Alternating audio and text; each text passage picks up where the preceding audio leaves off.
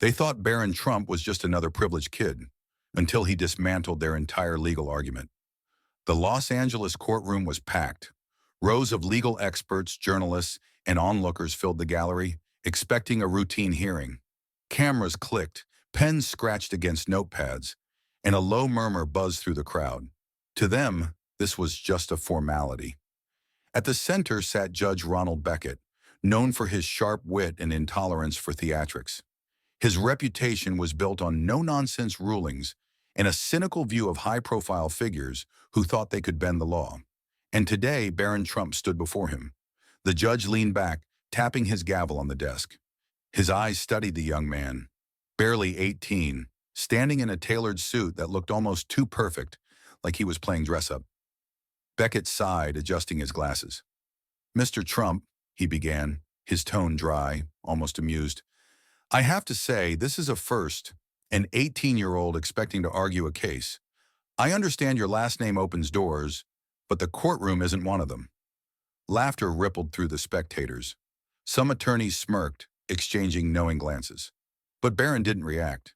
No fidgeting, no nervous glances, just steady, unwavering focus.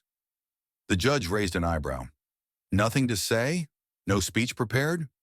I expected at least a half-hearted attempt to prove why you belong here." More chuckles from the gallery. Someone muttered, "He's out of his league." Finally, Barron spoke, calm, steady. "I wasn't aware this court was for entertainment, Your Honor." The laughter died instantly. A few heads turned, eyebrows raised. The judge's smirk flickered, barely noticeable, but it was there. "Well," Beckett mused, flipping through the case file, "let's hope you back up that confidence with something other than your last name." The room's energy shifted. They had expected Barron to stumble, to prove that wealth didn't equal competence. But now something felt different. "All right then," the judge said. "Let's hear it. Show me what you got." No one was ready for what happened next. Barron stepped forward unshaken, placing neatly organized documents on the podium. He carefully flipped open a legal brief, like he'd done it 100 times before. The judge watched with mild amusement, expecting hesitation. Instead, Barron adjusted the microphone and spoke clearly. "Your Honor, before we proceed, I'd like to clarify a few legal misinterpretations already presented in this case." The whispered conversation stopped. Pens paused mid-scribble. The opposing counsel repeatedly cites Harper v. Sullivan as precedent to dismiss key testimony.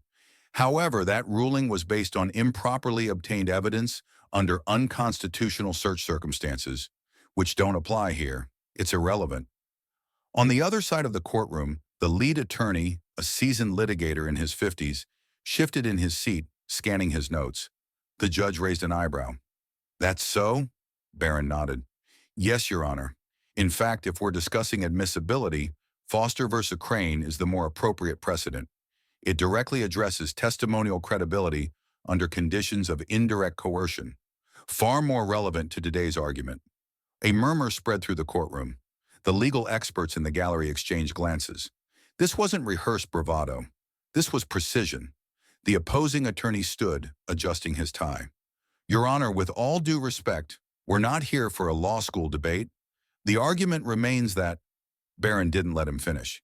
"If you're dismissing precedent because it's inconvenient, that speaks to the weakness of your case, not mine." Stunned silence. The opposing attorney hesitated, a fraction of a second too long, and in that moment, the balance shifted. Judge Beckett turned to him. "Would you like to respond to that?" A long pause, then, through clenched teeth, "I'll address it in my argument, Your Honor." A retreat, plain and simple.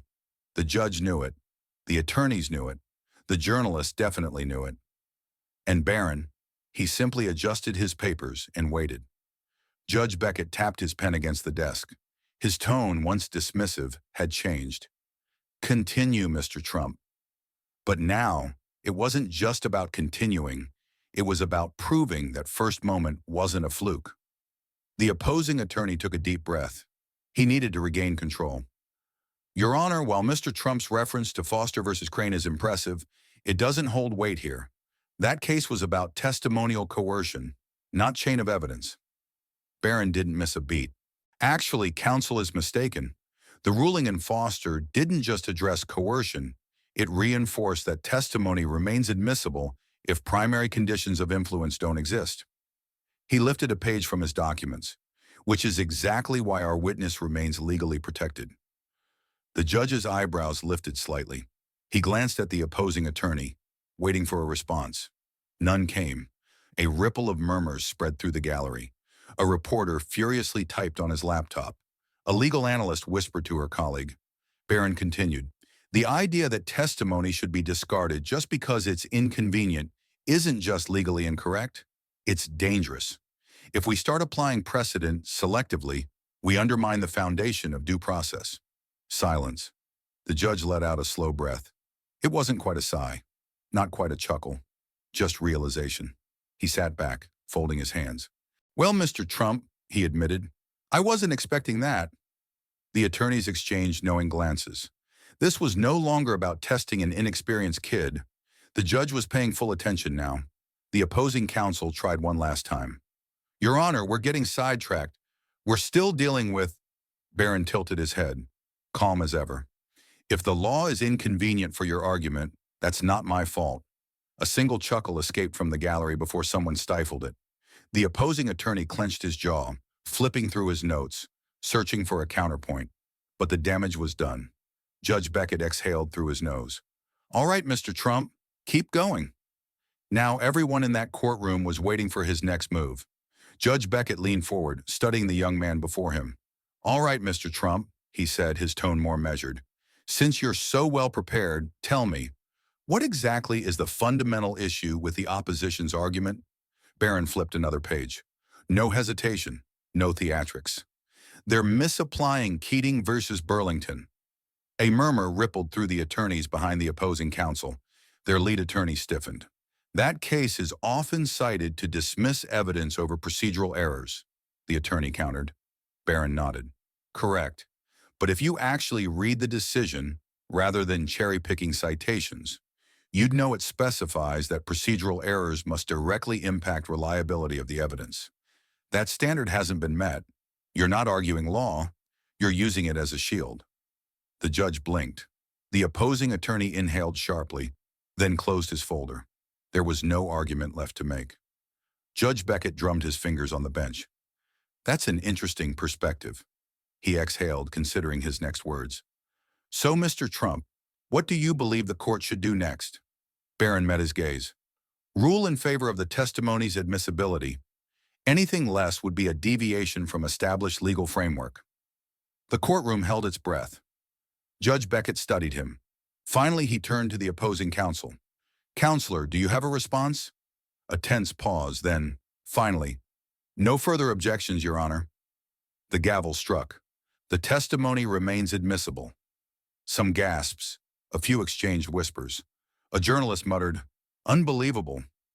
Barron Trump, once dismissed as just a privileged kid, had just forced a seasoned legal team into retreat, and he had done it flawlessly.